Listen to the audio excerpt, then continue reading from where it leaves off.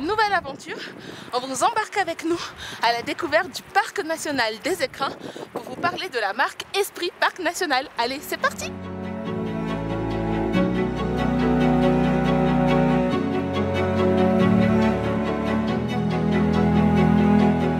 On commence cette première journée par une petite randonnée pour rentrer dans le Parc National des Écrins. Donc là on est au Gournier et en fait on est littéralement à la porte du Parc National des Écrins. Donc on est dans le sud du parc, dans le secteur des Embruns. Les paysages sont déjà magnifiques. Tout autour de nous c'est la montagne et on va avoir un petit peu de dénivelé. Dans le Parc National, donc la zone cœur c'est la partie vraiment réglementée avec une zone de protection assez forte. Le camping est interdit, mais par contre le bivouac est autorisé. On se trouve à l'entrée du cœur du parc, sachant que juste tout autour en fait il y a ce qu'on appelle une aire d'adhésion.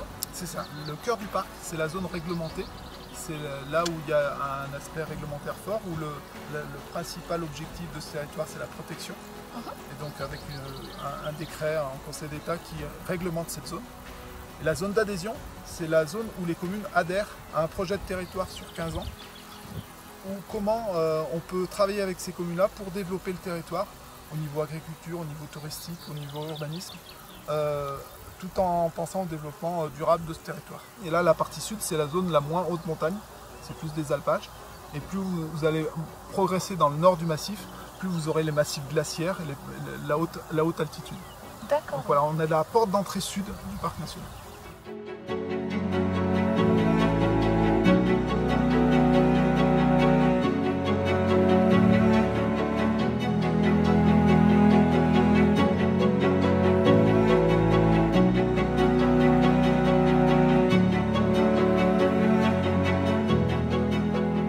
Le parc des Écrins c'est surtout connu pour la haute montagne. Alors là on n'y est pas vraiment encore, mais rien qu'aujourd'hui c'est déjà assez vertigineux. Faut bien regarder là où on met les pieds. De toute façon on est bientôt arrivé au bout de la randonnée. Ce petit point là c'est une chapelle et c'est ce qui marque vraiment l'entrée du parc. Et en fait c'est là que va s'arrêter notre randonnée du jour.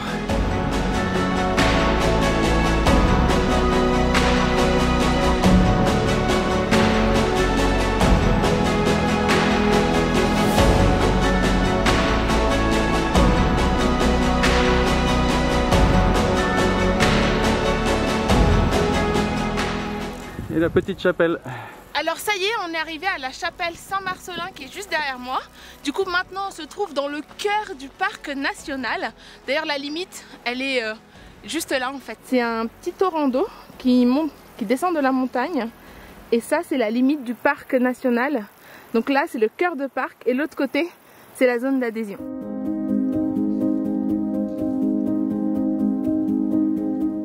On est parti pour une deuxième petite balade aujourd'hui. Ça continue de monter, on va aller voir un fort et apparemment la vue d'en haut est très sympa. Du coup ça nous donne du courage. Allez.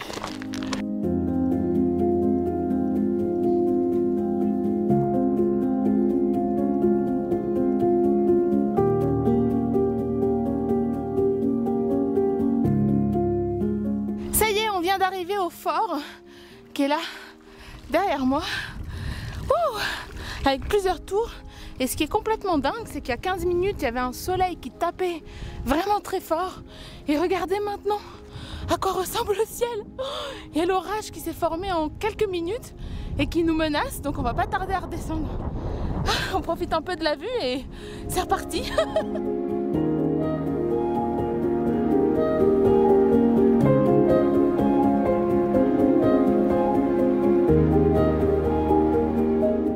C'est impressionnant. Je ne sais pas si vous allez pouvoir entendre l'orage, mais bon, on va quand même continuer un tout petit peu notre balade, juste pour vous montrer le fort. Là, on voit la tour qui est carrée. Fort du 14e siècle. Oui, c'est un fort du 14e siècle. Et juste devant là, en fait, ça tape. Et là, du coup, il y a la tour ronde.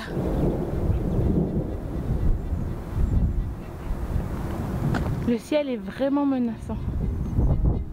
Il faisait tout beau tout à l'heure. C'est impressionnant.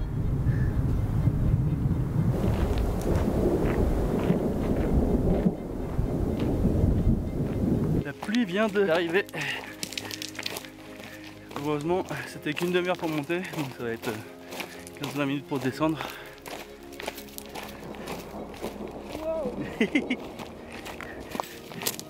C'est pas très loin, donc faut quand même faire attention.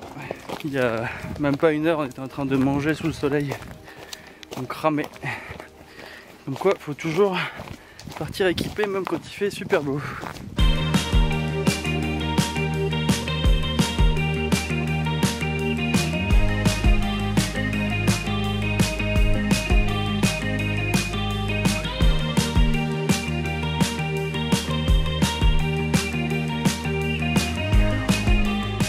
On a de la chance, l'orage est reparti aussi vite qu'il était arrivé.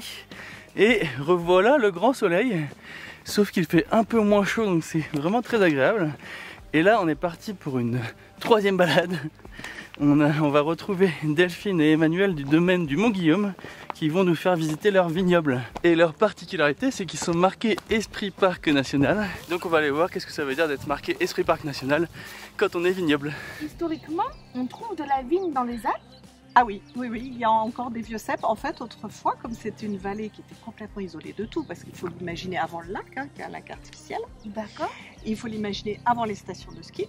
Il n'y avait rien. C'était vraiment des vallées perdues. Il n'y avait pas d'industrie, pas de route et aucune activité. Ce qui fait que chaque famille vivait, pour ainsi dire, en autarcie. Et chaque famille avait son petit lopin de vigne pour sa consommation personnelle. On a un cépage qui est vraiment le cépage endémique des Hautes-Alpes qu'on ne trouve que dans les Hautes-Alpes en fait. Et on est 4 viticulteurs à en avoir.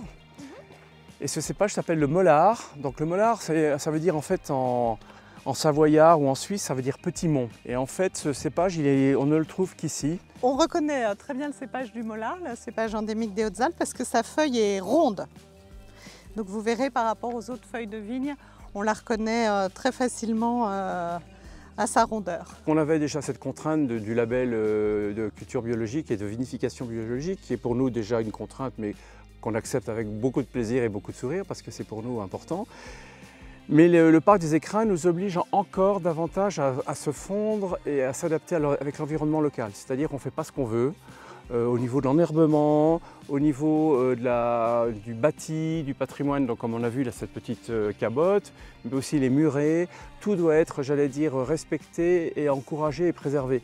Donc en fait, on se doit aussi en dehors de la vigne, j'allais dire, de soigner l'environnement direct de la vigne, c'est-à-dire les murets, les essences, les arbres, les arbustes, la faune, la flore, parce qu'en fait, avant, par le passé, quand les gens traitaient chimiquement, hein, il n'y avait pas de vie. Maintenant, les hommes qui travaillent en bio ou en biodynamie sont plus au service de la nature, alors que par le passé, c'était la nature qui était au service de l'homme pour lui fournir de quoi vendre et produire. Donc là, on est vraiment dans un phénomène inverse.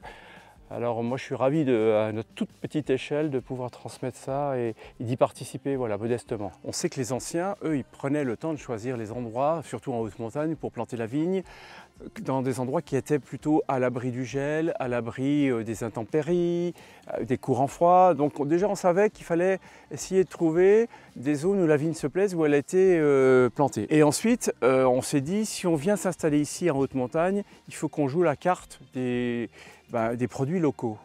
Donc il y avait un cépage, il y a 2 cépages d'ailleurs, et un autre cépage qui s'appelle l'espanin. Et pour moi, il était impensable de planter de la vigne sans replanter ces vieux cépages qui ont disparu en fait. Et du coup, on ne le regrette pas parce qu'en fait, vous voyez, la vigne, elle se plaît bien, elle a 4 ans, elle pousse vraiment bien, elle va donner des beaux raisins. Et surtout, bien, elle va nous permettre de transmettre un savoir, d'apprendre nous-mêmes, hein, mais aussi de faire découvrir des vins qu'on a perdu l'habitude de goûter. On se devait un petit peu, nous, de reprendre le flambeau et de le transmettre aux générations futures, parce que nous, en fait, on n'est que de passage, hein, on est là pour faire le mieux possible et transmettre la vigne aux futures générations. Petit, mais bien, et pour transmettre. Ça, c'était pour nous très important. Well, there's nothing but the breeze and the great unknown. Leave your worries En fin de journée, on rejoint la ferme de beauté, une chambre d'hôte tenue par Nathalie qui est également marquée Esprit Parc National. C'est une vieille maison qui a plus de 300 ans et qui a été entièrement rénovée avec des matériaux éco-responsables.